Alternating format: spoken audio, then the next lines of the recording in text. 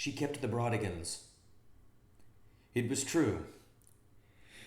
He had looked through all the boxes of books that she had packed for him, that he had carried in his small car to his new apartment. The boxes lay spread on the floor, their flaps open like dead tongues. The books, disheveled, some shelved, others stacked in stacks on the table, not one of them revealed themselves to be a Brautigan. She had kept the Irvings as well, but that was no problem. You can get Irvings anywhere, he thought, even in hardback. Even the first 3 novels that nobody reads because they don't have the same panache as the middle novels, but which somehow still show a certain level of creative genius. The first 3, especially The Water Method Man and somewhat The 158-Pound Marriage, show the talent, the engendering endearment of the characters that would be so much more fully drawn in later books like The World According to Garp and The Cider House Rules. It was no problem that she had kept those. He could replace those easily. Fortunately, she had given up most of the Nick Bantoks, but then she always despised Bantok, thought he was too weird, almost evil. The Egyptian Jukebox, all of the pop-up books, but she had kept the Griffin and Sabine trilogy. Damn, he thought. There's another $60 to replace that. You couldn't find those at garage sales and used bookstores like you could the Irvings. Had to buy those new if you wanted to ensure you got all the letters and postcards and envelopes that were pasted inside. She had even kept the Bukowskis. But that was not so bad as keeping the Brautigans. I mean, he thought, if you've read one Bukowski, you've read them all. He could find a copy of Play the Piano Drunk Until the Fingers Begin to Bleed a Bit, or even Tales of Ordinary Madness, and be just fine.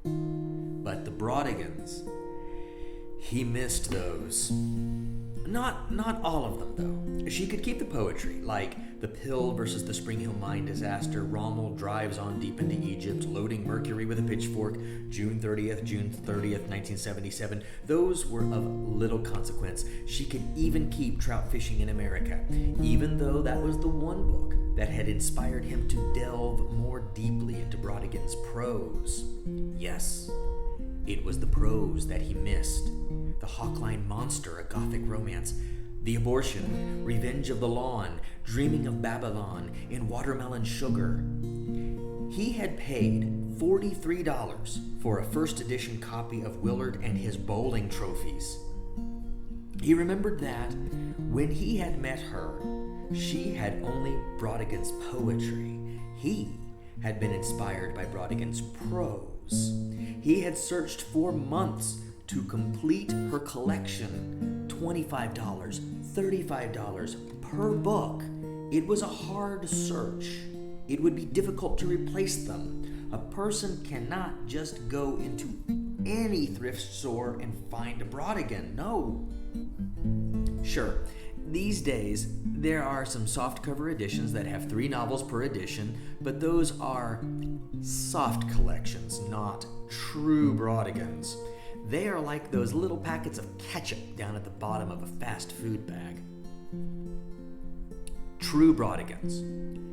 Individual, stand-alone, proud Brautigans. Those Brautigans hide themselves. You have to hunt them, search them, quest for them, forage through the Amazonian jungles of the used and the rare bookstores. Brautigans are not easily tamed, and they are not easily replaced.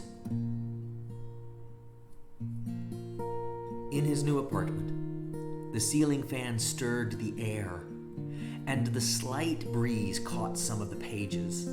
The books that she had not kept seemed to be waving, calling out to him. They seemed to be asking, "Where are the Brautigans? We miss the Brautigans. They were so friendly. Where are the Brautigans?"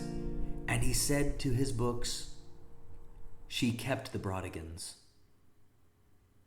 And the books sighed, a little sadly. Then they slept. They were tired from the move.